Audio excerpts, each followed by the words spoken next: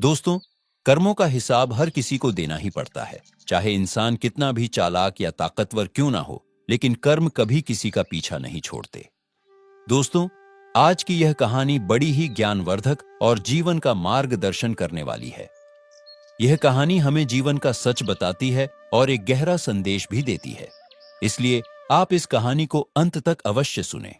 जय श्री कृष्ण दोस्तों, स्वागत है आप सभी का हमारे YouTube चैनल पर। दोस्तों, क्या इंसान अपने कर्मों से कभी भाग सकता है? कभी सोचा है कि अगर इंसान अपने कर्मों से बचने की कोशिश करे तो क्या होता है? क्या वक्त उसके गुनाहों को मिटा सकता है या फिर कर्म खुद चलकर उसके सामने आ खड़े होते हैं? कहते हैं हर अच्छे बुरे कर्म का फल एक दिन जरूर मिलता है, लेकिन क्या हो अगर कोई इतना ताकतवर हो कि उसे लगता हो कि वह अपने कर्मों से भी ऊपर है, उसे अपने कर्मों से ऊपर होने का भ्रम हो जाए। अगर कोई यह मान बैठे कि उसका धन, उसकी दौलत, उसका ओहदा, उसकी ताकत उसे उसके कर्मों के बंधन से मुक्त कर देगा। दोस्तों, कर्म का पहिया कभी नहीं रुकता, यह घूमता ही रहता है। कहते हैं मां की दुआ कभी खाली नहीं जाती, यह बात भगवान से भी टाली नहीं जाती। वही मां जो दूसरों के घरों में बर्तन धोकर अपने 4 बच्चों का पेट भरती है, वही मां बुढ़ापे में उन 4 बच्चों द्वारा अकेली छोड़ दी जाती है। जिस मां ने घर को रोशन किया, बुढ़ापे में उसी का दिया बुझा दिया जाता है। जो मां अपने हाथों से बच्चों को पालती है, उसी को बुढ़ापे में वृद्धाश्रम छोड़ आते हैं। मां की दुआओं में वो असर होता है जो तकदीर का लिखा भी बदल देता है। दोस्तों, बहुत पुराने समय की बात है। महेंद्रगढ़ राज्य के सम्राट जय प्रताप सिंह के यहाँ एक तेजस्वी पुत्र ने जन्म लिया, जिसका नाम था युवराज आदित्य वीर। राजकुमार आदित्य वीर का रोज का एक नियम था। वे हर रात भेष बदलकर अपने एक विश्वासी सेवक के साथ नगर भ्रमण पर निकलते थे। उन्हें नगर के लोगों की समस्याएं जानने और उनके जीवन को नजदीक से देखने की बड़ी ललक थी। समय के साथ सम्राट जय प्रताप सिंह वृद्ध हो चले थे और एक दिन उन्होंने इस दुनिया को अलविदा कह दिया। पिता की मृत्यु के बाद युवराज आदित्य वीर को ही वहां का राजा बनाया गया। राजा बनने के बाद भी उन्होंने नगर भ्रमण की अपनी आदत नहीं छोड़ी। इतना जरूर था, पहले उनके साथ एक सेवक रहता था, अब वे अपने साथ एक मंत्री को रखते थे। एक रात जब राजा आदित्य वीर और उनके मंत्री भेष बदलकर साधारण वस्त्रों में नगर की एक तंग गली से होकर गुजर रहे थे, तभी उन्हें एक घर से कुछ स्त्रियों के बोलने की आवाज आती है। राजा आदित्य वीर और उनके मंत्री दरवाजे से सटकर खड़े हो जाते हैं और अंदर झांक कर देखते हैं तो उन्होंने देखा कि अंदर 3 सुंदर युवतियां आपस में बातचीत कर रही थीं। उनकी बातों से स्पष्ट हो रहा था कि वे तीनों बहनें हैं। वे तीनों अपनी अपनी पसंद के बारे में बातचीत कर रही थीं। सबसे बड़ी बहन कहती है, मेरी प्यारी बहनों, मुझे तो स्वादिष्ट भोजन खाने का बड़ा शौक है। मैं तो अपना जीवन साथी उस रसोइये को बनाऊंगी जो राजा के महल में खाना बनाता हो। हर दिन तरह तरह के पकवान खाने को मिलेंगे, इससे बड़ा सुख क्या होगा। तब मंझली बहन कहती है, हे बहनों, मैं तो अपना विवाह किसी राजा के बड़े अधिकारी से करना चाहती हूँ। अगर मेरा विवाह राजा के मंत्री से हो जाए, सेनापति से हो जाए या कोतवाल से हो जाए तो मैं अपने आप को बहुत धन्य समझूंगी। दोस्तों, छोटी बहन चुपचाप अपनी दोनों बहनों की बातें सुन रही थी। जब वह कुछ नहीं बोली तो बड़ी बहन ने उससे पूछा, अरे बहन, तू इतनी शांत क्यों बैठी है?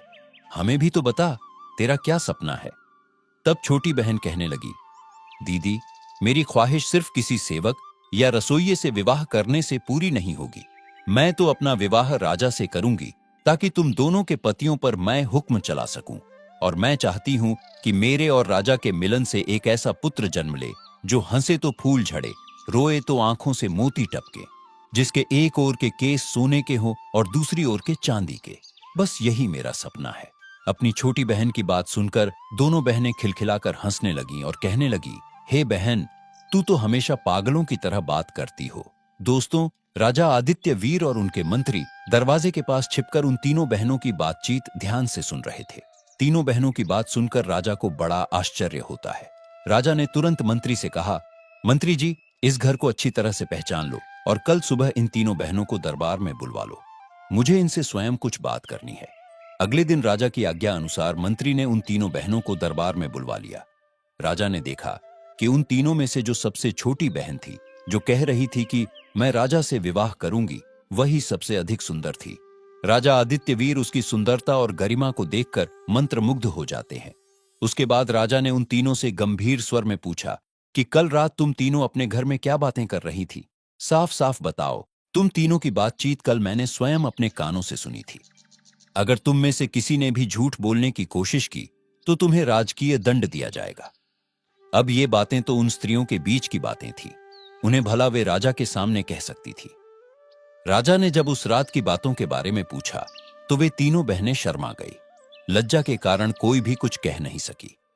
राजा ने जब दोबारा पूछा तो उन्होंने कहा कि महाराज, हमें ठीक से याद नहीं कि हमने क्या कहा था। आप सब कुछ छोड़कर हमें फिर से वही बातें बताइए और हम तुम्हारी इच्छाओं को पूरा करने का प्रयास करेंगे। इस प्रकार मजबूरी में उन तीनों बहनों ने रात में हुई बातचीत को राजा आदित्यवीर के सामने कह सुनाया। तीनों बहनों की बातें सुनकर राजा बहुत प्रसन्न हुआ।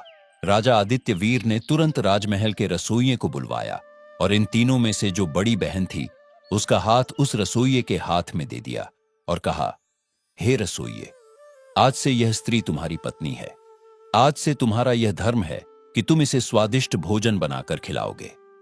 फिर राजा आदित्यवीर ने अपने एक मंत्री को बुलवाया और मझली बहन का हाथ उसके हाथ में दे दिया। उसके बाद राजा ने छोटी वाली बहन से कहा कि तुम्हारी इच्छा थी कि तुम्हारा विवाह किसी राजा से हो और मैं स्वयं इस राज्य का राजा हूं। आज से और अभी से मैं तुम्हें अपनी रानी के रूप में स्वीकार करता हूं। यह सुनकर छोटी बहन बहुत प्रसन्न हो जाती है। राजा ने तुरंत घोषणा कर दी कि इसी समय मेरे विवाह की तैयारियां शुरू की जाएं। इतना कहकर राजा आदित्यवीर अपने कक्ष में चले गए। उसके बाद राजा के जितने भी कर्मचारी थे वे विवाह की तैयारियों में जुट गए। उधर उन तीनों बहनों के विवाह की तैयारी होने लगी। बड़ी बहन का विवाह शाही रसोइये से हो गया, मझली वाली बहन का विवाह एक सम्मानित मंत्री से हो गया और छोटी बहन का विवाह बड़ी धूमधाम के साथ राजा आदित्यवीर के साथ हो गया। अब तीनों बहनें अपने अपने पतियों के पास रहने लगी। छोटी बहन को रानी बनाकर राजमहल में पहुंचा दिया गया। दोस्तों, यह देखकर उन दोनों बहनों को छोटी वाली बहन के भाग्य से जलन होने लगी।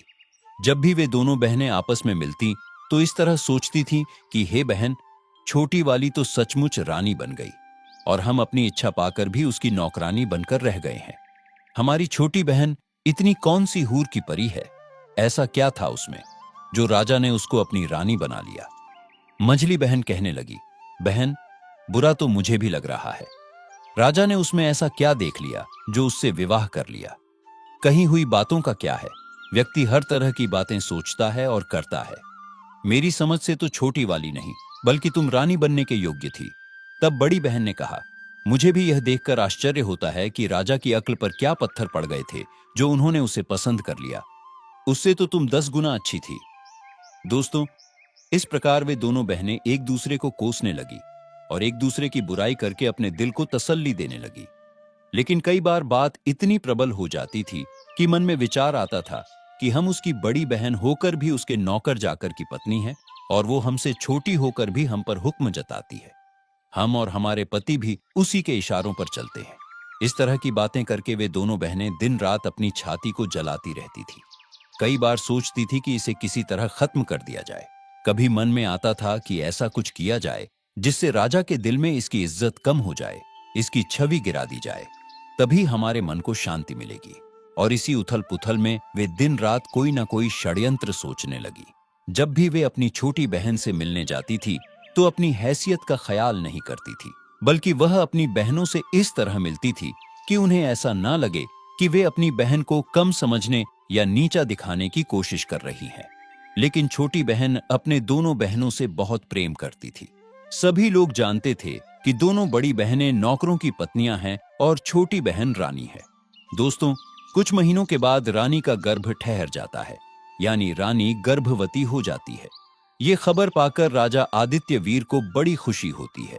इधर छोटी वाली बहन से मिलने उसकी दोनों बहनें भी पहुंच जाती हैं और कहती हैं, हे बहन, हमें यह जानकर बहुत खुशी हुई कि तुम मां बनने वाली हो। अब तो हम दोनों बहनें मिलकर बच्चे के जन्म तक तुम्हारी देखभाल करेंगे ताकि तुम निश्चिंत रह सको। तब छोटी बहन कहने लगी, इससे अच्छी बात हमारे लिए और क्या हो सकती है? तुम मेरी बड़ी बहनें हो, मेरी मां के समान हो, तुमसे बढ़कर भला मेरी देखभाल कौन कर सकता है? तुम दोनों अपने पतियों से यह आवेदन राजा के सामने पेश कर दो। आशा है कि वे इसे स्वीकार कर लेंगे। फिर दोनों बहनें अपने पतियों के द्वारा राजा के पास आवेदन भेज देती हैं। राजा ने कहा, ठीक है, हम इस बारे में रानी से पूछकर ही आपको जवाब देंगे। राजा ने अपनी रानी से पूछा तो रानी खुशी खुशी तैयार हो गई। अब तो राजा ने उन दोनों बहनों के लिए रानी के पास रहने और उसकी देखरेख करने की अनुमति दे दी। इस प्रकार वे दोनों बहनें रानी के पास महल में रहने लगी।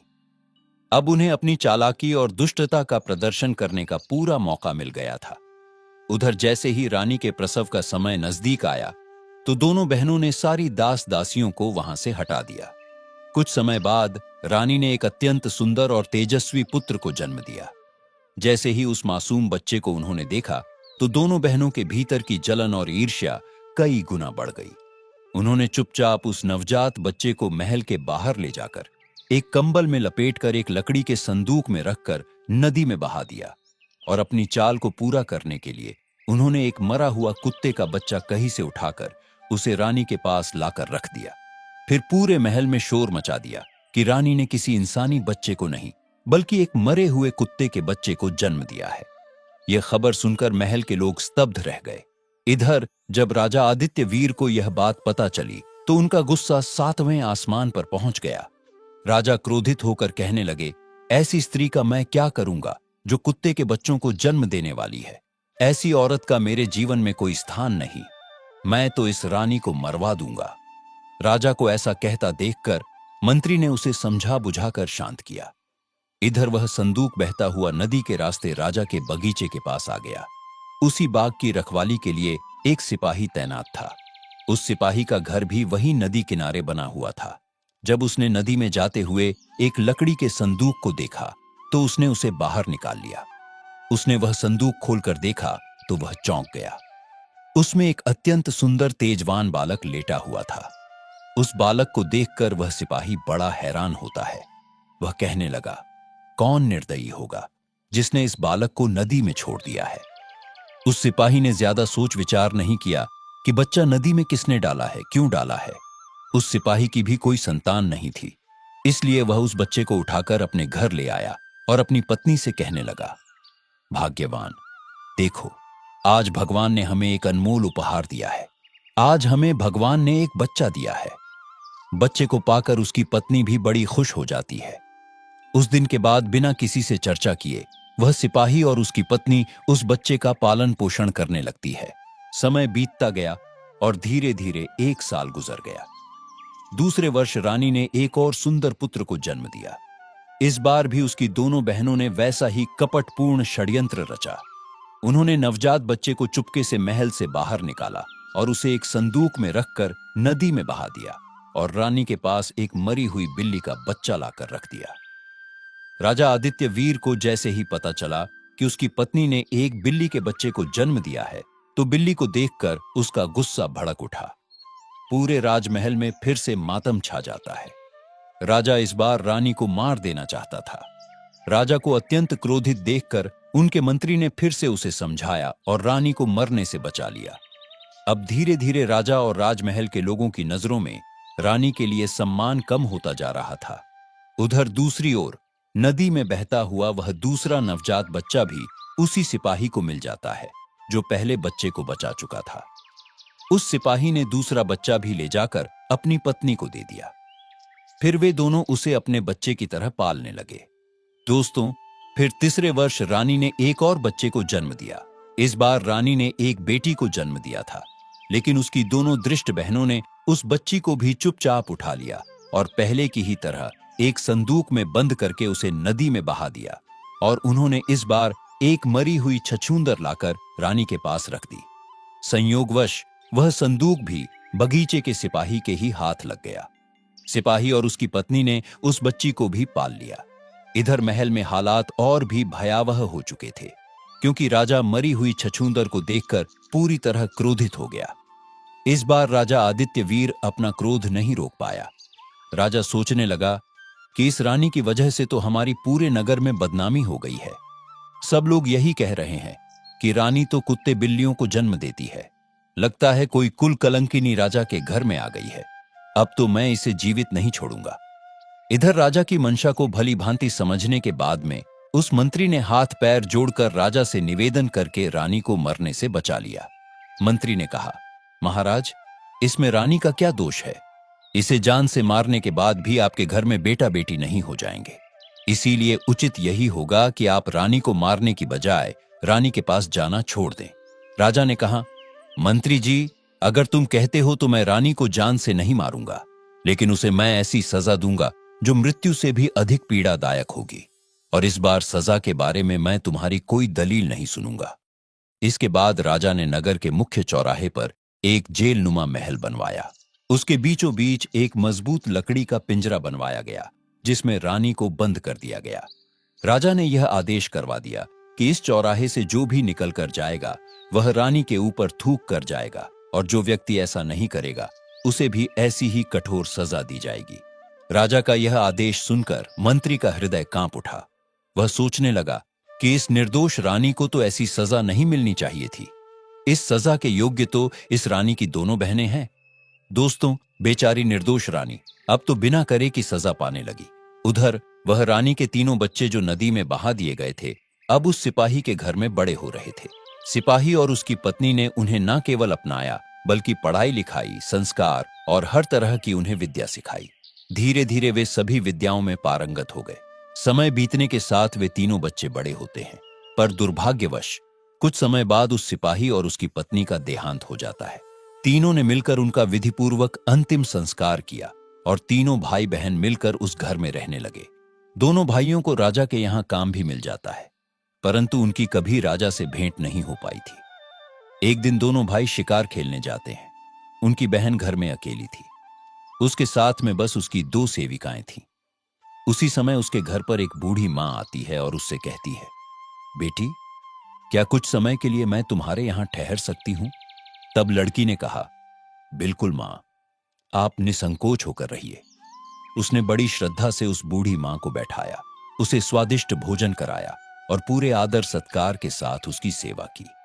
फिर उसने उसे अपने घर के आसपास के सुंदर बाग, बगीचों, क्यारियों और तालाबों को दिखाया। वहां का सुंदर वातावरण देखकर बूढ़ी मां का मन प्रसन्न हो गया। लड़की ने पूछा, मां, अब आप बताइए, आपको मेरा यह महल और बाग बगीचा कैसा लगा? इसके बारे में आपकी क्या राय है? क्या इसमें कोई कमी नजर आती है? तब बूढ़ी मां ने कहा, बेटी, यह प्रश्न मुझसे ना करो तो अच्छा है। मैं कहूंगी तो तुम कहोगी कि ये 2 टके की बुढ़िया मेरे आलीशान महल और बाग में कमी निकाल रही है। तब लड़की जोर देकर कहा, हे मां, मैं ऐसा कुछ नहीं कहूंगी।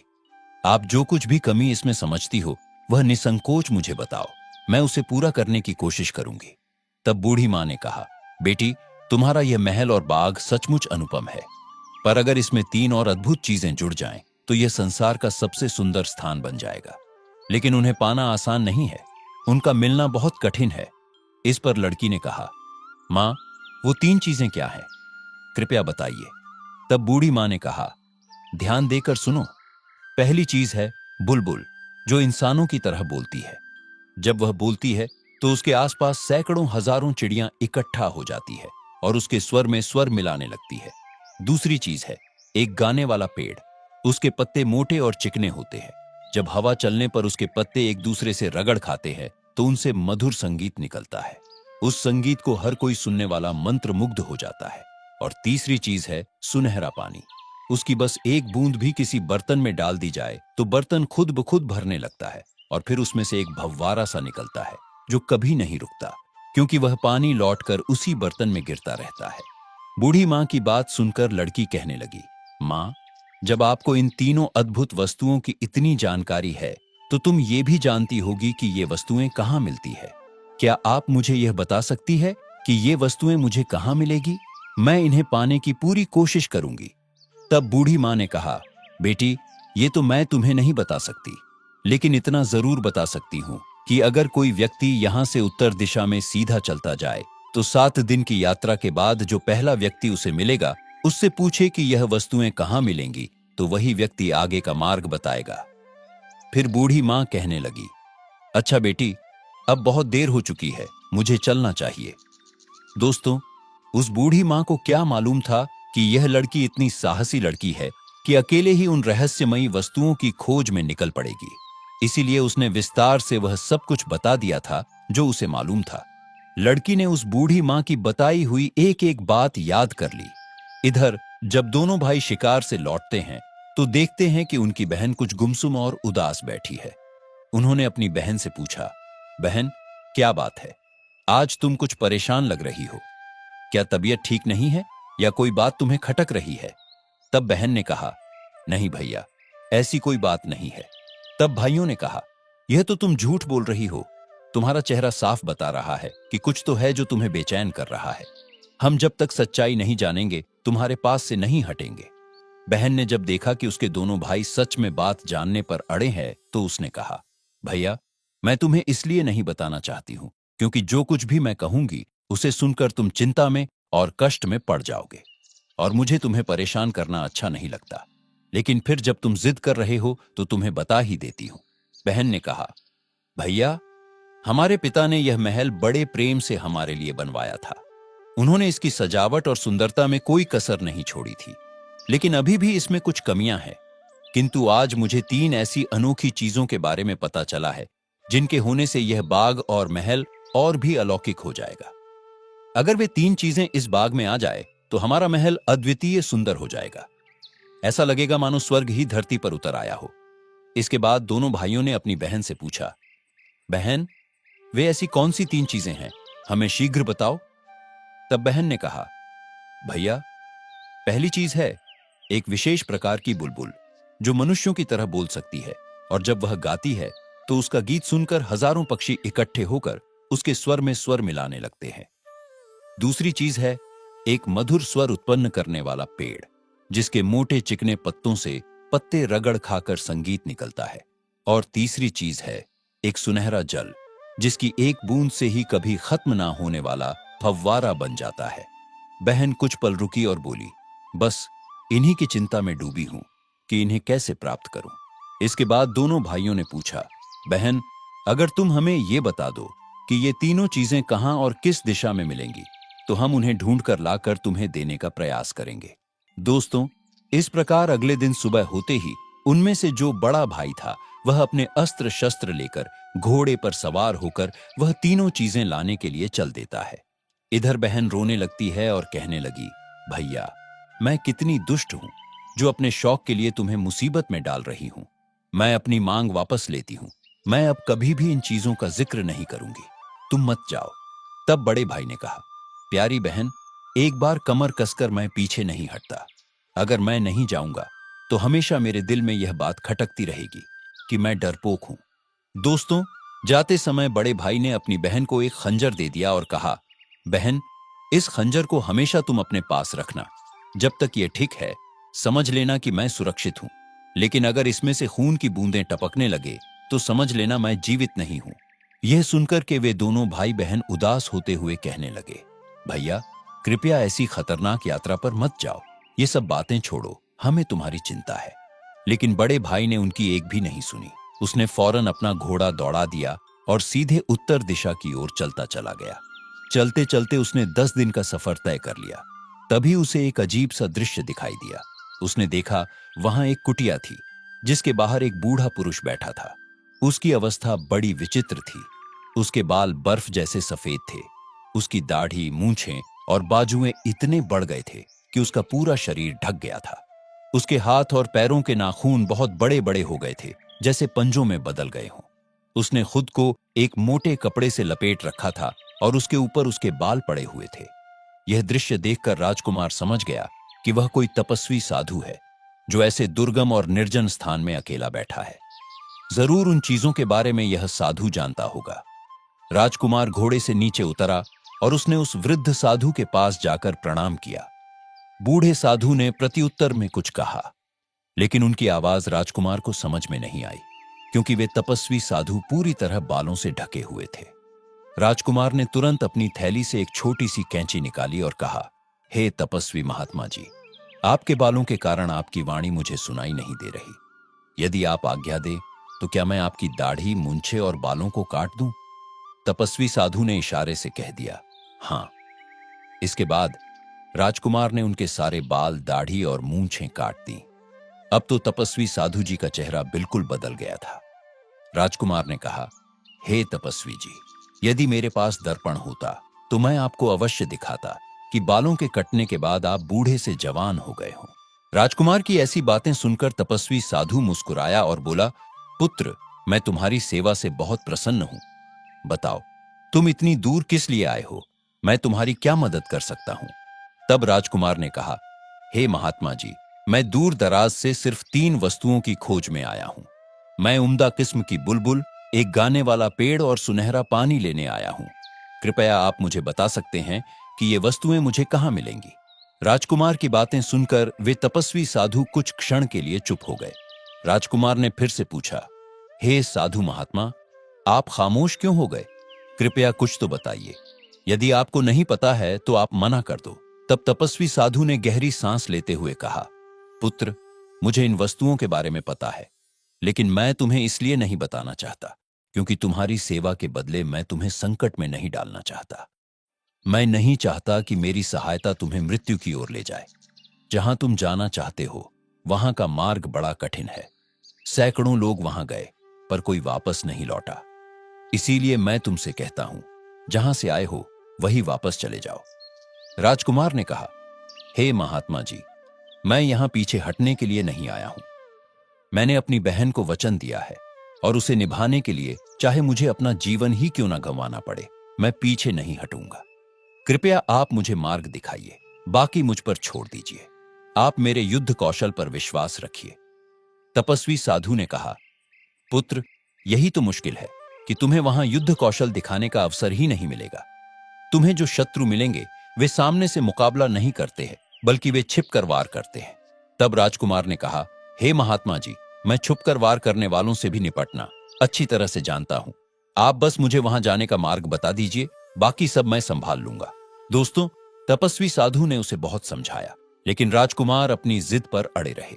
इसके बाद तपस्वी साधु ने अपनी झोली से एक गेंद निकाली और कहा, पुत्र, मुझे तुम्हारे जीवन का बहुत अफसोस हो रहा है, लेकिन तुम अपनी जिद पर अड़े हो तो तुम अपना भला बुरा तुम स्वयं ही जान लो। तपस्वी साधु ने आगे कहा, पुत्र, यह लो यह जादुई गेंद। तुम्हें जिस दिशा में जाना है वहां यह तुम्हारा मार्गदर्शन करेगी। अपने घोड़े पर सवार हो जाओ और इस गेंद को जमीन पर छोड़ दो। यह खुद ब खुद लुढ़कती जाएगी। तुम बस इसके पीछे पीछे चलते रहना। जब तक ये गेंद लुढ़कती रहे तब तक तुम चलते रहना। एक पर्वत के नीचे जाकर ये गेंद रुक जाएगी।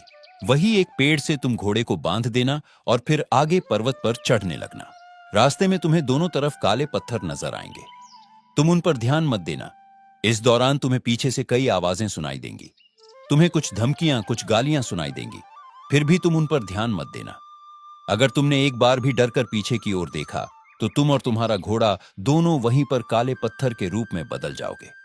वहां पड़े हुए काले पत्थर वही सब लोग हैं जो कभी तुम्हारी ही तरह इन चीजों की खोज में निकले थे और पीछे मुड़कर देखने के कारण वह पत्थर बन गए। अगर तुम बिना डरे पर्वत की चोटी पर पहुंच गए तो तुम्हें वहां पर एक पेड़ पर टंगा हुआ एक पिंजरा मिलेगा जिसमें वो बोलने वाली बुलबुल मौजूद होगी। उस चिड़िया की बातों से तुम्हें डरना नहीं है, बल्कि उससे तुम उस गाने वाले पेड़ और सुनहरे पानी का पता पूछना। वह बुलबुल तुम्हें बताएगी कि ये चीजें कहां मिलेगी। इन सब चीजों को पाने के बाद तुम्हारी राह में कोई खतरा नहीं रहेगा। तपस्वी साधु ने आगे कहा, पुत्र, अब मैंने तुम्हें सब कुछ बता तो दिया है, पर फिर भी मेरी सलाह यही रहेगी कि तुम वापस लौट जाओ। तुम्हारी राह बहुत कठिन है। मैं स्पष्ट देख पा रहा हूं कि तुम वहां तक पहुंच नहीं पाओगे। उससे पहले ही काला पत्थर बनकर रह जाओगे। लेकिन राजकुमार तपस्वी साधु को प्रणाम करके आगे के लिए चल देता है। तपस्वी साधु ने वह गेंद जमीन पर लड़का दी। वह गेंद लुढ़कती लुढ़कती उसी पहाड़ी की तलहटी में जाकर रुक गई। राजकुमार ने बिना समय गंवाए अपने घोड़े को पास के एक वृक्ष से बांधा और उस पर्वत पर चढ़ना शुरू कर दिया। कुछ दूर आगे जाने पर उसे बड़े बड़े काले पत्थर दिखाई दिए। वे काले पत्थर चारों ओर फैले हुए थे। राजकुमार उन पत्थरों के बीच 5 कदम ही आगे बढ़ा होगा कि तभी पीछे से कुछ आवाजें आनी शुरू हो जाती हैं। वे आवाजें राजकुमार को धमका रही थी, उसे भयभीत कर रही थी। कोई आवाज कह रही थी, कौन है ये मूर्ख जो आगे बढ़ रहा है? तो कोई आवाज कह रही थी, पकड़ो इसे। एक और आवाज कह रही थी, ये कितना बड़ा दुष्ट है, इसे पकड़कर मार डालो। कोई आवाज उस पर चीखती थी, कोई चिल्लाती थी, कोई कहती थी इसे घेर लो, जरूर ये दृष्ट उस चिड़िया को चुराने आया है। राजकुमार ने उन आवाजों की उपेक्षा की और तेजी से आगे के लिए बढ़ने लगा। लेकिन वह जितना आगे बढ़ रहा था उतनी ही आवाजें तेज होती जा रही थी। राजकुमार ने अपने कान बंद कर लिए, लेकिन आवाजें कानों के पर्दे चीरती जा रही थी। उसका मन विचलित हो गया, मस्तिष्क भारी लगने लगा। तपस्वी साधु ने उसे जो बताया था वो उसके दिमाग से निकल गया। उसने झटके से पीछे मुड़कर देखा। जैसे ही उसने पीछे मुड़कर देखा तो राजकुमार और उसका घोड़ा दोनों पल भर में ही काले पत्थर में बदल गए। इधर राजकुमार ने अपनी बहन को जो खंजर दिया था कि मेरी मृत्यु होने पर इस खंजर से रक्त टपकने लगेगा, राजकुमारी हर रोज उस खंजर को म्यान से निकालकर देखती थी। लेकिन उधर जैसे ही राजकुमार काला पत्थर का बन गया, वैसे ही उस खंजर से रक्त टपकने लगा। यह देखकर राजकुमारी बिलख बिलख कर रोने लगी।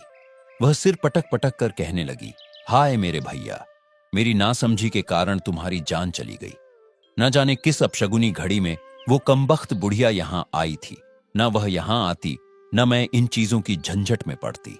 मैंने उसके साथ अच्छा व्यवहार किया, लेकिन उसने मुझे लालच में डाल दिया।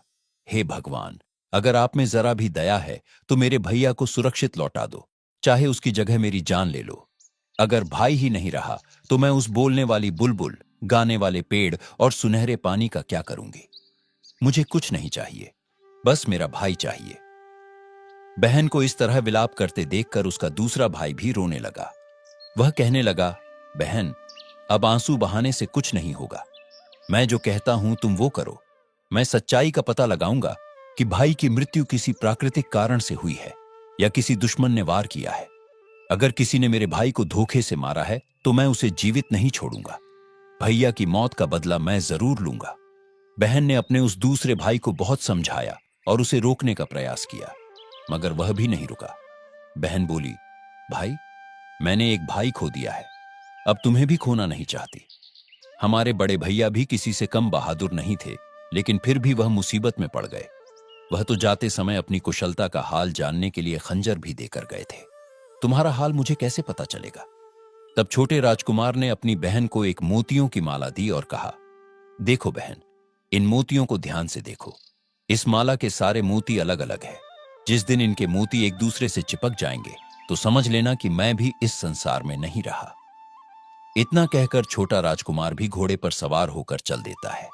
10 दिनों की कठिन यात्रा के बाद वह भी उसी तपस्वी साधु के पास पहुंच जाता है। छोटे राजकुमार ने तपस्वी साधु को प्रणाम किया और पूछा, हे महात्मा जी, क्या आप मुझे बता सकते हैं कि बोलने वाली बुलबुल, संगीत पैदा करने वाला पेड़ और सुनहरा पानी मुझे कहां मिलेगा। तब तपस्वी साधु ने कहा, पुत्र, वह मार्ग तो बड़ा खतरनाक है। तुम वहां जाने की बात छोड़ दो और मेरी सलाह मानो तो घर लौट जाओ। वहां जाना खतरे से खाली नहीं है। आज तक जो भी वहां गया है कोई भी वापस नहीं लौटा है। कुछ ही दिन पहले एक जवान लड़का आया था। देखने में तो बिल्कुल तुम्हारे जैसा था। मैंने उसे बहुत समझाया पर वह नहीं माना और वह अभी तक लौटकर नहीं आया है। अब तक उसकी कोई खबर भी नहीं है। तब छोटे राजकुमार ने कहा, हे तपस्वी जी, वह मेरा बड़ा भाई था। मैं जानता हूं कि वह अब इस दुनिया में नहीं है, लेकिन मुझे यह नहीं मालूम कि उसकी मृत्यु कैसे हुई। किसी प्राकृतिक कारण से मृत्यु हुई है या किसी दुश्मन ने उसे घेर कर मारा है। यह सुनकर वे तपस्वी साधु बोले, पुत्र, मैं तुम्हें बताता हूं, जिन लोगों ने मेरी चेतावनी को नजरअंदाज किया वे सब काले पत्थर बन चुके हैं। तुम्हारे भाई के साथ भी यही हुआ है। मेरी मानो तो तुम यह पागलपन छोड़ दो और घर वापस लौट जाओ, वरना तुम्हारा भी यही अंजाम होगा। छोटे राजकुमार ने कहा, हे तपस्वी जी, अब जब मैं यहां तक आ गया हूं तो पीछे हटने का सवाल ही नहीं। पीछे लौट के जाने के बारे में मैं नहीं सोच सकता। कृपया आप मुझे मार्ग बताइए। इसके बाद तपस्वी साधु ने कहा, ठीक है, यदि तुमने जिद पकड़ ही ली है तो जाओ, इस गेंद के पीछे पीछे चले जाओ। ये गेंद तुम्हें मंजिल तक पहुंचा देगी। इतना कहकर उन तपस्वी साधु ने वह गेंद लड़का दी। वह गेंद उस राजकुमार को पता बताती हुई लुढ़कती हुई चली जा रही थी। राजकुमार उसके पीछे पीछे चलता गया। कुछ देर चलने के बाद वह गेंद लुढ़कती हुई एक पहाड़ी की तलहटी तक पहुंची और वहीं रुक गई। फिर राजकुमार ने अपना घोड़ा वहीं एक पेड़ से बांधा और उस पर्वत पर चढ़ने लगा। जैसे ही उसने कुछ ही कदम चढ़े तभी पीछे से गालियों और चिल्लाहट की आवाजें आने लगी। अरे ओ नालायक, बदतमीज, तू कहां चला जा रहा है? रुक जा कमबख्त, तेरी तो खैर नहीं। इन अपशब्दों को सुनकर राजकुमार को क्रोध आ जाता है। उसका खून खौल उठा। वो उस तपस्वी साधु द्वारा बताई गई चेतावनी को भूल गया। उसने म्यान से अपनी तलवार निकाली और क्रोध में भरकर पीछे मुड़ा। लेकिन जैसे ही उसने पीछे देखा, वह काले पत्थर के रूप में बदल गया और उसका घोड़ा भी काला पत्थर का बन गया। दोस्तों, उधर राजकुमारी ने जब उस माला को देखा जिसे राजकुमार देकर गया था, उसने देखा कि माला के सारे मोती एक दूसरे से पूरी तरह चिपक गए हैं। यह दृश्य देखकर वह जोर जोर से चीख उठी। उसे तुरंत आभास हो गया कि अब उसका दूसरा भाई भी इस संसार में नहीं रहा। वह भाई के शोक में बुरी तरह फूट फूट कर रोने लगी और कुछ ही देर में वह रोते रोते बेहोश हो गई। जब उसे होश आया तो उसने ठान लिया कि मेरे ही कारण मेरे दोनों भाई मृत्यु के मुख में चले गए। अब जब मेरे दोनों भाई ही नहीं रहे तो मैं अब जी कर क्या करूंगी। दोस्तों, वह राजकुमारी भी सारी विद्याओं में निपुण थी, जैसे घुड़सवारी करना, शस्त्र विद्या, तलवारबाजी, तीरंदाजी, ये सभी हुनर उसे अच्छी तरह आते थे। उसने अपनी पीड़ा को शक्ति में बदला और संकल्प लिया कि अब वह स्वयं अपने भाइयों की खोज में जाएगी। वह तुरंत घोड़े पर सवार होकर अपने भाइयों की खोज में निकल पड़ी। 10 दिनों की कठिन यात्रा के बाद वह उसी तपस्वी साधु के पास आती है और उन्हें प्रणाम करके पूछती है, हे तपस्वी जी, मुझे बोलने वाली बुलबुल, गाने वाला पेड़ और सुनहरा जल चाहिए। बताइए, ये मुझे कहां मिलेगा? तब तपस्वी साधु ने कहा, पुत्री, तुम एक कन्या हो और तुम्हारे लिए अच्छा यही होगा कि तुम अपनी इच्छाओं पर संयम रखो और जिन चीजों का विचार तुम मन में लेकर आई हो, उन चीजों को भूलकर तुम वापस लौट जाओ। वह मार्ग अत्यंत जोखिम भरा है। तब राजकुमारी ने कहा, हे तपस्वी जी, अब मैं वापस नहीं जा सकती। कृपया मुझे उस मार्ग की हर कठिनाई के बारे में विस्तार से बताइए ताकि मैं पहले से तैयार रह सकूं। तब तपस्वी साधु ने लड़की से कहा, पुत्री, खतरा सिर्फ तब तक है जब तक पर्वत की चोटी पर ना पहुंच जाओ। पर्वत की चोटी पर पहुंचते ही तुम्हें वहां बोलने वाली बुलबुल चिड़िया मिल जाएगी और वही चिड़िया तुम्हें उस गाने वाले पेड़ और सुनहरे पानी के बारे में बताएगी। तुम्हें बस इतना ध्यान रखना है कि पर्वत पर चढ़ते समय पीछे से सुनाई देने वाले निंदनीय शब्द और गालियों को तुम्हें अनसुना करते हुए आगे बढ़ना है। वही काले पत्थर जो तुम्हें रास्ते में मिलेंगे, दरअसल वे काले पत्थर वही लोग हैं जो उन आवाजों में उलझकर पीछे मुड़े और पत्थर बन गए। कुछ दिन पहले 2 युवक भी आए थे जो इस मार्ग पर गए थे। शायद वे भी अब उन्हीं पत्थरों में बदल चुके हैं। यह सुनकर राजकुमारी की आंखों से आंसू छलक पड़े। राजकुमारी ने कहा, हे तपस्वी जी, वे दोनों मेरे भाई थे। राजकुमारी ने आगे कहा, हे तपस्वी जी, इसका मतलब वह शब्द किसी का कुछ नहीं बिगाड़ सकते। अगर कोई उन कटु शब्दों को नजरअंदाज कर दे तो रास्ता पार किया जा सकता है। उसने तुरंत निर्णय लिया और अपने कानों में रुई लगा ली ताकि कोई भी आवाज उसे विचलित न कर सके। इसके बाद तपस्वी साधु ने वही गेंद लड़का दी। गेंद लुढ़कते हुए आगे बढ़ी। राजकुमारी उस गेंद के पीछे पीछे चलने लगी। फिर वह गेंद लुढ़कते हुए एक पहाड़ी की तलहटी में जाकर रुक गई। राजकुमारी ने अपने घोड़े को पहाड़ी की तलहटी में ही छोड़ दिया और ऊपर की ओर चढ़ने लगी। जैसे जैसे वह आगे बढ़ी, उसके पीछे से बड़ी ही डरावनी और भयावह आवाजें आने लगी। लेकिन चूंकि उसने पहले से ही अपने कानों में रुई डाल रखी थी, इसलिए उन भयानक आवाजों का असर उस पर नहीं हुआ। वह बिना रुके, बिना डरे लगातार बढ़ती जा रही थी। गालियां और धमकियां और भी तीव्र होती जा रही थी, लेकिन राजकुमारी उन गालियों को सुनती गई और सहन करती गई। आखिरकार वह उस पहाड़ की चोटी पर चढ़ ही गई। वहां पहुंचकर उसने देखा कि एक पिंजरे में एक सुंदर चिड़िया मधुर सुर में गा रही है। लेकिन जैसे ही उस चिड़िया की नजर लड़की पर पड़ी तो वह एकदम से गरज कर कहने लगी, रुक जा लड़की, मेरे पास आने की जुर्रत मत करना। चिड़िया की डांट फटकार सुनकर राजकुमारी हंसने लगी और उसने दौड़कर उस चिड़िया का पिंजरा उठा लिया और कहने लगी, ओ चिड़िया रानी, आज से मैं तुम्हारी मालकिन हूं। अब तुम हमेशा मेरे कब्जे में रहोगी। अब राजकुमारी ने धीरे धीरे अपने कानों से रुई निकाल दी थी। चिड़िया शांत होकर बोली, तुमने ठीक कहा, अब मैं हमेशा तुम्हारे साथ रहूंगी। मैं हमेशा पिंजरे में बंद रहती हूं और इस संसार की कोई ऐसी बात नहीं जो मुझसे छिपी हो। तुम्हारे बारे में भी मुझे वह सब पता है जो शायद तुम खुद ना जानती हो। मेरे कारण तुम्हें बहुत ही लाभ मिलेगा। अब तुम मेरी मालकिन हो और मैं तुम्हारी हमेशा सेवा करूंगी। इस समय तुम मुझे बताओ कि मुझसे क्या चाहती हो। चिड़िया की बात सुनकर राजकुमारी बहुत खुश होती है और कहती है, हे चिड़िया रानी, मेरे दोनों भाई पत्थर बन गए हैं और ये दुख मेरे लिए असहनीय है। खैर, ये बातें मैं तुमसे बाद में करूंगी। पहले मुझे यह बताओ कि वह गाने वाला पेड़ और सुनहरा पानी मुझे कहाँ मिलेगा। चिड़िया ने जो रास्ता बताया तो राजकुमारी चलकर उस स्थान पर पहुंची। वहां एक सुनहरे पानी का कुंड था। इसके बाद राजकुमारी ने एक चांदी की सराय में वह पानी भर लिया। फिर उसने चिड़िया से गाने वाले पेड़ के बारे में पूछा तो चिड़िया ने कहा, तुम्हारे पीछे जो बड़ा जंगल है, इसी में वह गाने वाला पेड़ तुम्हें मिलेगा। वहां पहुंचते ही तुम्हें समझ आ जाएगा कि वह पेड़ कौन सा है, क्योंकि उस पेड़ से संगीत की मधुर धुनें निकलती होंगी। राजकुमारी ने कहा, ये तो ठीक है, लेकिन मैं उस पेड़ को उखाड़ कर लाऊंगी कैसे? तब चिड़िया ने कहा, नहीं, पेड़ नहीं उखाड़ना है, तुम सिर्फ उसकी एक टहनी तोड़ कर ले आना। जब तुम उस टहनी को अपने बगीचे में लगाओगी तो वह टहनी कुछ ही समय में एक पूरे वृक्ष में बदल जाएगी। उस चिड़िया के बताए अनुसार वह राजकुमारी उस जंगल में पहुंच जाती है और वहां से गाने वाले पेड़ की टहनी तोड़कर अपने पास रख लेती है। अब उसे वह तीनों चीजें प्राप्त हो चुकी थी, लेकिन उसे अपने भाइयों का सबसे ज्यादा ख्याल अपने दिमाग में बना हुआ था। उसने चिड़िया से पूछा, चिड़िया रानी, मेरे दोनों भाई रास्ते में काले पत्थर बने पड़े हैं, क्या मैं उन्हें फिर से जीवित कर सकती हूँ? मुझे तो यह भी नहीं मालूम कि उन काले पत्थरों में मेरे भाई कौन से हैं। तब चिड़िया कहने लगी, तुम्हारे पास जो यह सुनहरा जल है, बस उसकी कुछ कुछ बूंदें उन पत्थरों पर छिड़कते जाना, तुम्हारे भाई फिर से जीवित हो जाएंगे। चिड़िया की यह बात सुनकर राजकुमारी बहुत प्रसन्न हो गई और पिंजरा और टहनी लेकर वह खुशी खुशी पहाड़ से नीचे उतरने लगी। जहां जहां उसे काले पत्थर दिखाई दिए, उसने एक एक पत्थर पर वह सुनहरा जल छिड़क दिया। जहां जहां उसने बूंद डाली, वहां वहां पत्थर धीरे धीरे इंसानों में बदलने लगे। जितने लोग पत्थर के बन गए थे, घोड़े सहित सब अपने असली रूप में आ गए और उन्हीं पत्थरों के बीच उसके दोनों भाई भी जीवित हो गए। अपने भाइयों को जीवित देखकर वह दौड़कर एकदम उनसे लिपट कर रोने लगी। वह कहने लगी, भैया, मुझे बोलने वाली चिड़िया, सुनहरा जल और गाने वाला पेड़ मिल गया है। इनसे मिलने से ही तुम फिर से जीवित हो पाए हो। और मैंने यहां जितने भी पत्थर बने लोग थे, उन सभी पर यह जल छिड़का और सबको जीवित कर दिया है। दोस्तों, वे सब लोग राजकुमारी का धन्यवाद करने लगे। सबने मिलकर कहा कि तुमने हमें नया जीवन दिया है।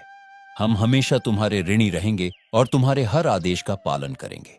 तब राजकुमारी कहने लगी, मैंने तुम लोगों पर कोई एहसान नहीं किया है, मैं तो बस अपने भाइयों को बचाना चाहती थी। अगर मेरी वजह से तुम सबका भी जीवन लौट आया है तो यह मेरे लिए बड़ी खुशी की बात है।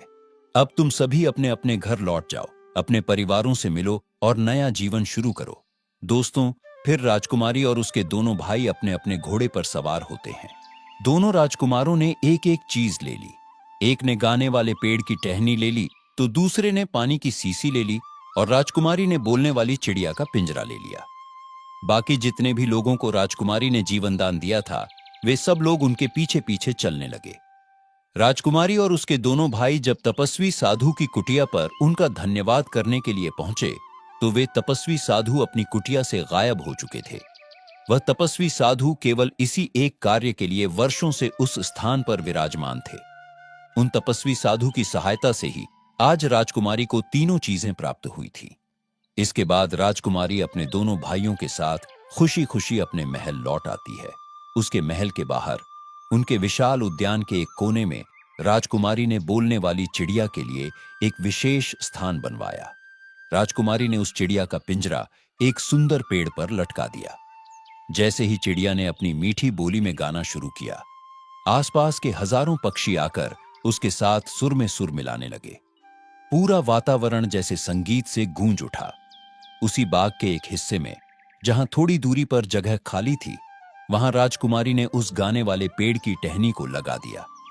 कुछ ही दिनों में वह टहनी एक घना और विशाल वृक्ष बन गई और जब भी हवा चलती, उसके पत्तों की रगड़ से उसमें मधुर संगीत की ध्वनि पैदा होती। इसके बाद राजकुमारी ने पत्थरों से बाग में एक सुंदर कुंड बनवाया और उस कुंड में वह सुनहरा पानी डाल दिया। कुछ ही पलों में वह पूरा कुंड स्वर्णिम जल से भर गया और उसके बीच से एक सुंदर फव्वारा ऊपर उठने लगा। दोस्तों, कुछ ही समय में राजकुमारी के बाग का सौंदर्य और वहां की अद्भुत चीजों की चर्चा पूरे नगर में फैल गई। लोग दूर दूर से उस चमत्कारी चिड़िया, गाने वाले पेड़ और स्वर्ण कुंड को देखने के लिए आने लगे। धीरे धीरे पूरे नगर के लोग उन तीनों को जान गए और सब लोग राजकुमारी और उसके दोनों भाइयों से बहुत प्रेम करने लगे। दोस्तों, एक दिन दोनों राजकुमार शिकार खेलने के लिए जाते हैं। संयोग से उसी समय उस नगर के राजा आदित्य वीर भी अपने सैनिकों के साथ शिकार के लिए उसी वन में आए थे। अचानक दोनों राजकुमार राजा के सामने आ जाते हैं। दोनों राजकुमारों ने उन्हें देखते ही आदर पूर्वक प्रणाम किया। ये दोनों राजकुमार इतने सुंदर थे कि उनकी सुंदरता को देखकर राजा पल भर के लिए उन्हें देखता ही रह जाता है। राजा ने दोनों राजकुमारों से पूछा, तुम दोनों कौन हो और कहां से आए हो? दोनों भाइयों ने हाथ जोड़कर राजा से कहा, महाराज, हम दोनों आपके पुराने सिपाही के पुत्र हैं। हमारे पिता अब इस संसार में नहीं है। हम अपनी बहन के साथ उस जंगल के पास वाले महल में रहते हैं, जिसे हमारे पिताजी ने आपकी अनुमति लेकर बनवाया था। हमें वहां इसलिए अच्छे वातावरण में रखा है ताकि बड़े होकर हम आपकी सेवा करें। राजा आदित्य वीर ने कहा, यह तो ठीक है, लेकिन लगता है तुम यहां पर शिकार के लिए आए थे। क्या तुम्हें मालूम नहीं कि यह जंगल शाही शिकार के लिए है और यहां किसी को भी शिकार खेलने की अनुमति नहीं है? तब दोनों राजकुमारों ने क्षमा याचना करते हुए कहा, क्षमा करें महाराज, हमारे पिता की असमय मौत हो गई है। हमारा निर्देशन करने वाला भी कोई नहीं है, इसलिए हम लोगों का ज्ञान अधूरा है और अन्य युवकों की तरह हमसे भी भूल हो गई है। कृपया हमें क्षमा करें। दोस्तों, राजकुमारों की बातें सुनकर राजा आदित्य वीर मुस्कुराने लगते हैं और कहते हैं, पुत्रों, क्या तुम दोनों को शिकार करना भी आता है या नहीं? तब दोनों राजकुमारों ने कहा, हाँ महाराज, हमें शिकार खेलना अच्छी तरह से आता है। यदि आप आज्ञा दे तो हम अभी अपना कौशल दिखा सकते हैं। तब राजा ने कहा, तो ठीक है, दिखाओ मुझे तुम्हारा पराक्रम। दोस्तों, थोड़ी ही देर में दोनों राजकुमारों ने एक बाघ तथा एक भालू का शिकार करके राजा के समक्ष लाकर रख दिया। राजा आदित्य वीर उन दोनों राजकुमारों की वीरता को देखकर बहुत प्रसन्न होते हैं और कहते हैं, हे वीरों, मैं तुम्हारी वीरता से तुम्हें अलग नहीं करना चाहता, इसलिए मैं चाहता हूं कि तुम मेरे साथ महल में चलो और मेरे साथ भोजन करो। तब राजकुमारों ने कहा, महाराज, इस समय हम आपके साथ नहीं चल सकते, कृपया हमें क्षमा करें। राजा ने थोड़ा आश्चर्य से पूछा, क्यों नहीं चल सकते? तब राजकुमारों ने कहा, महाराज, हमारी एक बहन है, हम तीनों हर निर्णय मिलकर करते हैं। हम उसके परामर्श के बिना कोई निर्णय नहीं लेते। हम अपनी बहन की सलाह लेकर ही आपके यहां आ सकते हैं। यह सुनकर राजा ने कहा, मुझे इस बात की बड़ी खुशी है कि तुम भाई बहन एक दूसरे की सलाह से काम करते हो। राजा आदित्य वीर ने आगे कहा, ठीक है, आज तुम अपने घर जाओ और अपनी बहन से बात करो और कल इसी स्थान पर मुझसे फिर मिलो। इस प्रकार दोनों राजकुमार राजा को प्रणाम करके अपने घर लौट आते हैं। लेकिन दोस्तों, घर पहुंचने के बाद वे अपनी बहन से इस विषय में चर्चा करना भूल जाते हैं। अगले दिन जब वे फिर उसी जंगल में शिकार के लिए पहुंचते हैं तो राजा आदित्य वीर पहले से वहां मौजूद थे। तब राजा ने उनसे पूछा, क्या तुमने अपनी बहन से परामर्श किया या नहीं? राजा के पूछने पर वे दोनों राजकुमार घबरा जाते हैं और एक दूसरे को देखने लगते हैं। फिर वे दोनों कहने लगे, महाराज, हमसे बड़ी भूल हो गई, हम ये बात अपनी बहन से कहना ही भूल गए। तब राजा ने कहा, कोई बात नहीं पुत्रों, आज नहीं तो कल बात कर लेना, मैं प्रतीक्षा करूंगा। दोनों राजकुमार अपने घर आते हैं और अपनी बहन से कहते हैं, बहन, आज जंगल में शिकार खेलते समय हमारी भेंट इस नगर के राजा से हुई। उन्होंने हमें अपने महल में भोजन के लिए आमंत्रित किया है। तब राजकुमारी ने मुस्कुराते हुए कहा, भैया, यह तो तुम्हारे लिए सौभाग्य की बात है, लेकिन रुको, राजा योगी, अग्नि, जल, इनकी उलटी रीत, इनसे बचकर चलियो, थोड़ी पालियो प्रीत। मैं पहले उस बोलने वाली चिड़िया से पूछ लूं कि राजा का निमंत्रण हमें स्वीकार करना चाहिए या नहीं। फिर राजकुमारी ने चिड़िया का पिंजरा उठाकर अपने कक्ष में आई और बोली, चिड़िया रानी, तुम्हें तो हर बात का ज्ञान है, कोई भी बात तुमसे छुपी नहीं है, तुम्हारी सलाह हमेशा सही साबित होती है। मुझे तुमसे एक सलाह चाहिए। मेरे दोनों भाइयों को इस नगर के राजा ने अपने यहां भोजन पर बुलाया है। मुझे बताओ, क्या मेरे भाइयों को राजा का निमंत्रण स्वीकार करना चाहिए या नहीं? तब चिड़िया कहने लगी, मालकिन, तुम्हारे भाइयों को अवश्य राजा के आमंत्रण पर जाना चाहिए। राजा समस्त राज्य का शासक होता है, उनका अतिथि बनने में तुम्हारे दोनों भाइयों को किसी प्रकार की कोई हानि नहीं होगी। लेकिन एक बात याद रहे, राजा को भी तुम्हारे घर भोजन पर आमंत्रित करना ना भूले। राजकुमारी ने पूछा, चिड़िया रानी, मुझे एक बात और बताओ, अगर राजा हमारे घर आने का निमंत्रण स्वीकार करते हैं तो क्या मुझे उनके सामने जाना चाहिए या नहीं? चिड़िया ने कहा, क्यों नहीं? राजा अपनी प्रजा के लिए पिता तुल्य होता है और पिता के सामने जाने में किसी भी तरह की झिझक नहीं होनी चाहिए। दोस्तों, चिड़िया की बातों से आश्वस्त होकर राजकुमारी ने अपने दोनों भाइयों को राजा के पास जाकर निमंत्रण स्वीकार करने की आज्ञा दी। अगले दिन दोनों राजकुमार फिर उसी जंगल में जाते हैं और राजा आदित्य वीर से मिलते हैं। वे राजा से कहते हैं, महाराज, हम आपका आमंत्रण स्वीकार करते हैं, लेकिन एक शर्त पर। राजा ने कहा, कैसी शर्त? तब दोनों राजकुमार कहने लगे, महाराज, हम आपका निमंत्रण तभी स्वीकार करेंगे जब आप भी हमारा निमंत्रण स्वीकार करेंगे। आप भी हमारे घर भोजन के लिए पधारेंगे। यह सुनकर राजा आदित्य वीर ने उन दोनों राजकुमारों का यह प्रस्ताव सहर्ष स्वीकार किया। इसके बाद राजा उन दोनों राजकुमारों को अपने महल में बुलाकर ले गए और उन दोनों की खूब अच्छे से खातिरदारी की। राजा ने उनकी इतनी अच्छी खातिरदारी की कि कई दरबारी और मंत्रियों को ईर्ष्या तक होने लगी। वे सभी आपस में फुसफुसाने लगे कि इन अजनबियों के प्रति राजा इतने दयावान क्यों है। राजा के सभी कर्मचारियों को इस बात पर बड़ा ही आश्चर्य हो रहा था। सब लोग यह सोचकर हैरान थे कि अपरिचित का इतना सम्मान क्यों हो रहा है। दोनों राजकुमारों के रंग रूप, आचार व्यवहार से सभी प्रभावित थे।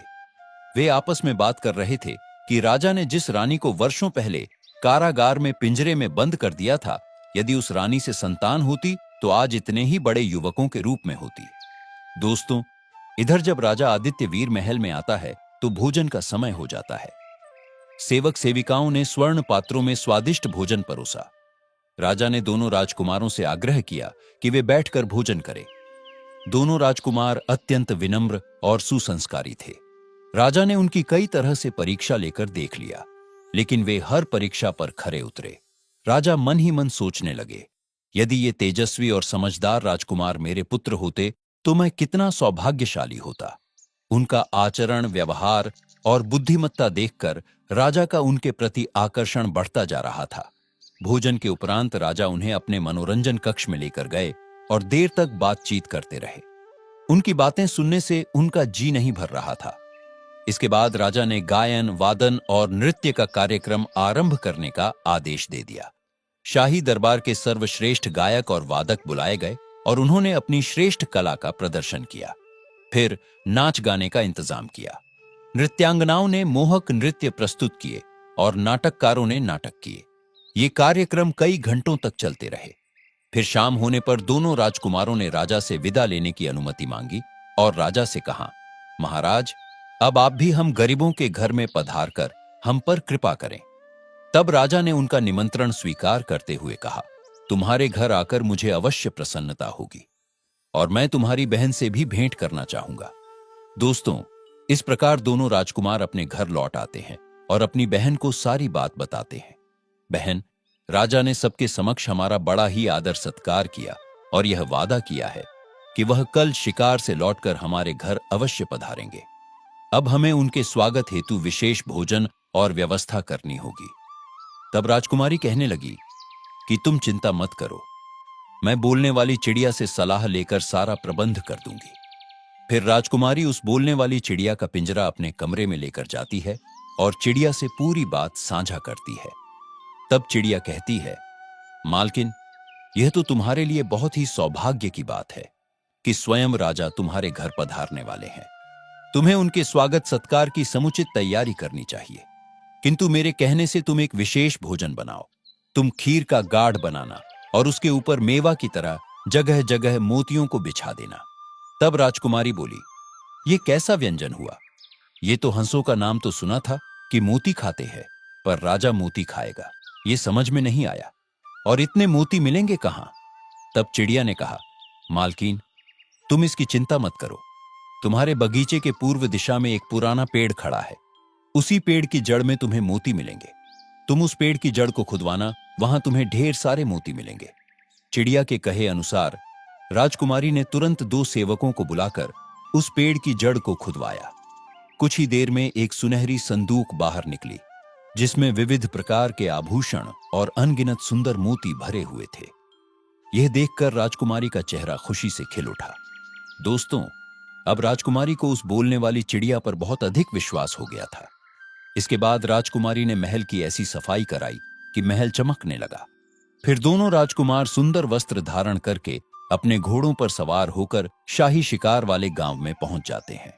उधर कुछ देर तक उन्होंने राजा के साथ रहकर शिकार खेला, किंतु उस दिन मौसम अत्यंत गर्म था और धूप भी तीव्र थी, इसलिए उन दोनों ने शिकार खेलना जल्दी समाप्त कर दिया गया और अपने सैनिकों को वापस भेज दिया। इसके बाद राजा दोनों राजकुमारों के साथ उनके घर आते हैं। जब राजा उनके घर पहुंचे तो राजकुमारी ने हाथ जोड़कर राजा को प्रणाम किया और उनका स्वागत किया। तब दोनों राजकुमारों ने राजा से कहा, महाराज, यह हमारी बहन है।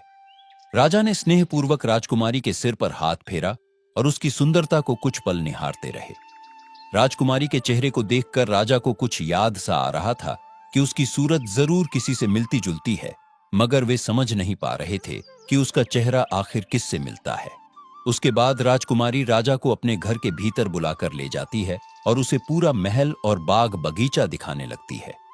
राजा ने भवन की साज सज्जा देखकर कहा, पुत्री, तुमने अपने महल की सजावट बहुत अच्छे ढंग से की है।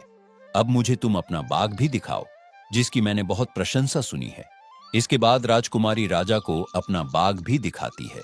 राजा बाग में जाते हैं और गौर से देखने लगते हैं। वे बाग की सुंदरता देखकर मोहित हो जाते हैं। उस बाग में सब कुछ सुंदर था, लेकिन उनकी नजर उस फव्वारे पर जा अटकी जो बाग के मध्य में था। वह फव्वारा इतना अद्भुत था कि उसका सुनहरा पानी काफी ऊंचाई तक उछल रहा था। राजा ने पास में जाकर देखा तो वे हैरान रह गए। तभी उन्हें एक पेड़ से अत्यंत मधुर संगीत की ध्वनि सुनाई देने लगी। राजा कहने लगे, लगता है इन्होंने अपने बगीचे में गाने बजाने वालों का भी इंतजाम कर रखा है, क्योंकि बाग से बड़े ही मधुर संगीत की ध्वनि सुनाई दे रही थी। तब राजा ने राजकुमारी से पूछा, क्या सचमुच तुमने अपने बाग में संगीतकारों की भी व्यवस्था कर रखी है? क्योंकि वहां से तो स्वर्गिक संगीत की ध्वनि आ रही है। तब राजकुमारी हंसकर कहने लगी, महाराज, हमारे बाग में कोई गायक या संगीतकार नहीं है। वह तो एक विशेष पेड़ है जिसके पत्तों की आपस में रगड़ से मधुर संगीत की ध्वनि निकलती है। दोस्तों, राजा आदित्य वीर यह सुनकर हक्का बक्का रह जाता है। उसकी आंखों के सामने सचमुच वह पेड़ लहराते हुए संगीतमय धुनें बिखेर रहा था। राजा ने कहा, यह तो बड़ी अजीब सी चीज है। इसके जैसी चीज मैंने आज तक कभी देखी है ना ही सुनी है। इन जैसी चीज की तो मैं कभी कल्पना भी नहीं कर सकता। यह अद्भुत वृक्ष तुमने कहां से प्राप्त किया? तब राजकुमारी ने कहा, महाराज, ये मत पूछिए कि हमने इसे कहां से पाया है। इसे मृत्यु के मुख से निकालकर हम लाए हैं। राजकुमारी ने राजा से आगे कहा, महाराज, मेरे पास एक और विलक्षण वस्तु है जिसे आपको अवश्य देखना चाहिए। वह एक चिड़िया है जो मनुष्य की भांति बोलती है, और जब वह गाती है तो हजारों पक्षी उसकी ओर खींचे चले आते हैं और सुर में सुर मिलाते हैं। राजा उस चिड़िया को बड़े ही गौर से देखने लगे। जब वे चिड़िया को देखते हैं तो फिर उसे बीती हुई बातें याद आने लगती है। तभी वह चिड़िया स्वयं उस बीती कहानी को राजा को सुनाना शुरू करती है। जब राजा ने चिड़िया की बातें सुनी तो वे अपना सिर पकड़कर बैठ गए और बोले, अरे, ये सारी बातें तो हमें रानी की बहनों ने बताई थी, जो रानी की सगी बहनें थी, क्योंकि वे उसकी शुभ चिंतक थी। तब चिड़िया कहने लगी, महाराज, यही तो आपका सबसे बड़ा भ्रम था कि आपने उन्हें शुभ चिंतक समझा। जब से उन्होंने देखा कि वे नौकरों से ब्याही गई है और उनकी छोटी बहन महारानी बन गई है, तो वे ईर्ष्या से जल उठी। उन दुष्ट बहनों ने तो यह भी नहीं सोचा कि रानी ने विवाह के बाद भी उनसे बहनों जैसा प्रेम रखा था। रानी को मृत्यु दंड दिलाने के लिए उन्होंने 3-3 बार सफेद झूठ बोला है।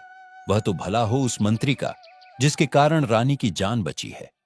रानी के प्रति अपने दुर्व्यवहार को याद करके राजा की आंखों से आंसू बहने लगे। चिड़िया ने आगे कहा, महाराज, जरा गौर से देखिए, जो 3 बच्चे आपके सामने बैठे हैं, ये वही तीनों बच्चे हैं जिन्हें आपकी रानी ने जन्म दिया था। आपकी रानी की दुर्दशा उनकी बहनों के कारण हुई है। आपकी रानी की बड़ी बहनों ने इन बच्चों की जगह मृत पशुओं को रखकर आपको भ्रम में डाला। इन मासूम बच्चों को एक कंबल में लपेटकर टोकरी में डालकर नदी में फेंक दिया था, ताकि वे डूबकर मर जाएं और किसी को पता भी ना चले।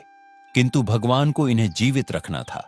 आपके दरबार का जो सिपाही था, उसी ने इन तीनों बच्चों को नदी से बाहर निकलवा लिया, और उसकी कोई संतान नहीं थी, तो इसलिए उसने इनका पालन पोषण किया, उन्हें अच्छे संस्कार दिए, शिक्षा दिलवाई और यह सुंदर भवन भी इन्हीं के लिए बनवाया। चिड़िया ने आगे कहा, महाराज, ये तीनों बच्चे कोई और नहीं बल्कि ये आपकी अपनी सगी संतानें हैं। तब राजा आदित्यवीर ने चिड़िया से कहा, ओ चिड़िया रानी, मैं तेरा आभार कैसे व्यक्त करूं। दुश्मनों की दुष्टता और रानी का निर्दोष होना मेरे सामने आज तुमने स्पष्ट कर दिया है। तुमने मेरे बच्चों की भी पहचान कराई, जिन्हें मेरा हृदय वर्षों से अनजाने प्रेम से चाह रहा था। मैं अक्सर सोचता था कि इन बालकों के प्रति मन में अकारण ममता क्यों उपजती है, क्यों मैं इनसे नाराज नहीं हो पाता। यह कहते हुए राजा ने अपने तीनों बच्चों को भावुक होकर सीने से लगा लिया। चारों की आंखों से आंसुओं की धार बहने लगी। आज अपने बच्चों को देखकर राजा बड़े खुश होते हैं। राजा आदित्य वीर को ऐसा लग रहा था जैसे उसकी आत्मा फिर से लौट आई हो। इसके बाद सबने साथ मिलकर स्वादिष्ट भोजन किया और कुछ समय साथ बिताया। थोड़ी देर बाद राजा ने विदा लेते हुए कहा, अब मैं महल लौटता हूं, कल फिर वापस आऊंगा। कल तुम लोगों को मेरे नहीं बल्कि अपनी माता के स्वागत के लिए तैयार रहना है। उसके बाद तुम्हें मेरे साथ महल चलना होगा। दोस्तों, महल पहुंचते ही राजा ने मंत्री को बुलवाया और उसकी बुद्धिमत्ता की बहुत प्रशंसा की कि तुम कितने बुद्धिमान मंत्री हो। यदि तुम ना होते तो मेरी रानी जीवित नहीं बचती। तुम्हारी समझदारी ने ही रानी की जान बचाई। फिर राजा आदित्य वीर ने मंत्री को वह सारी बातें बताईं जो बोलने वाली चिड़िया ने राजा को बताई थी। फिर राजा ने मंत्री को दे दिया कि उन दोनों दुष्ट स्त्रियों को अभी बुलाकर उन्हें वही दंड दिया जाए जो मैंने पहले अपनी रानी को दिया था। वे किसी भी प्रकार से क्षमा योग्य नहीं है। दोस्तों, फिर मंत्री ने बिना देर किए राजा के आदेश का पालन किया। उन दोनों दुष्ट बहनों को पकड़कर उसी चौराहे पर पिंजरे में उन्हें कैद कर दिया गया जहां पहले रानी को रखा गया था, और रानी को उस पिंजरे से आजाद किया गया। इसके बाद राजा ने रानी को गले लगाकर बार बार उससे क्षमा मांगी। राजा ने रानी को बताया कि उसके तीनों बच्चे जीवित हैं। यह शुभ समाचार पूरे राज्य में जंगल की आग की तरह फैल गया। हर गांव और नगर में उत्सव मनाया गया। गीत संगीत नृत्य होने लगे, मिठाइयां बांटी गईं। राजा रानी को लेकर महल में आ गए और तीनों बच्चे अपनी मां से देर तक लिपटे रहे। रानी अपने बच्चों से मिलकर बहुत प्रसन्न हुई। आज परमात्मा ने उन्हें फिर से मिला दिया था। उसका टूटा हुआ संसार फिर से जुड़ गया था। राजकुमारी ने अपनी मां को उस बोलने वाली चिड़िया से मिलवाया और बगीचे के उस चमत्कारी पेड़ को दिखाया जिससे मधुर संगीत निकलता था। फिर चिड़िया ने राजा और रानी से कहा, हे महाराज, हे रानी साहिबा, यदि जीवन में इन तीन बातों का हमेशा ध्यान रखा जाए तो इससे ना कभी आपकी औलाद पर कभी संकट आएगा, ना कभी धन की हानि होगी और ना ही कोई धोखा दे सकेगा। पहली बात, बिना अपनी आंखों से देखे सुनी सुनाई बातों पर विश्वास करके कोई निर्णायक कदम ना उठाएं। सुनी सुनाई बातों पर निर्णय लेने से कई बार निर्दोष दंडित हो जाते हैं और दोषी बच जाते हैं। इसलिए हमेशा अपनी आंखों से देखकर ही उचित कदम उठाना चाहिए। किसी भी काम में संयम और विवेक से निर्णय लेना चाहिए, चाहे वह धन के मामले हो या रिश्तों के। जल्दबाजी या अंधविश्वास से बचना चाहिए। अपने निर्णयों से संतुलित रहना और सही समय पर सही निर्णय लेना आपको आर्थिक हानि से बचा सकता है और अपनों से धोखे की संभावना को कम कर सकता है। दूसरी बात, कितना भी घनिष्ठ संबंध क्यों ना हो, उस पर भी कभी विश्वास नहीं करना चाहिए। हमेशा विश्वासी ही धोखा देता है। किसी पर पूरी तरह से भरोसा करने से पहले उसे कसौटी पर परखते रहना चाहिए। तीसरी बात, लोग धोखा देते हैं इन तीन कारणों से: ईर्ष्या, लालच और अपमान। आप हमेशा ईर्ष्या रखने वालों से दूर रहिए। लोभी, लालची और कामी लोगों से दूरी बनाकर रखिए और किसी का भी अपमान मत करिए। यदि इन तीन बातों को जीवन में अपनाया जाए तो ना कोई दुख करीब आएगा और ना ही कोई संकट आएगा। आप हमेशा और आपका परिवार सदैव धोखों से और संकटों से बचा रहेगा। दोस्तों, इस प्रकार राजा का बिखरा हुआ परिवार फिर से एक हो जाता है और महल में फिर से खुशियों का वातावरण लौट आता है। रानी के सारे कष्ट दूर हो जाते हैं। तो दोस्तों, कैसी लगी आपको यह कहानी कमेंट बॉक्स में जरूर बताएं। अगर अच्छी लगी हो तो वीडियो को लाइक और चैनल को सब्सक्राइब करना ना भूलें। इस वीडियो को अपने दोस्तों के साथ भी शेयर करें। कमेंट बॉक्स में लिखिए जय श्री राधे कृष्ण। तो मिलते हैं अगले वीडियो में। तब तक के लिए आप अपना ख्याल रखें। धन्यवाद।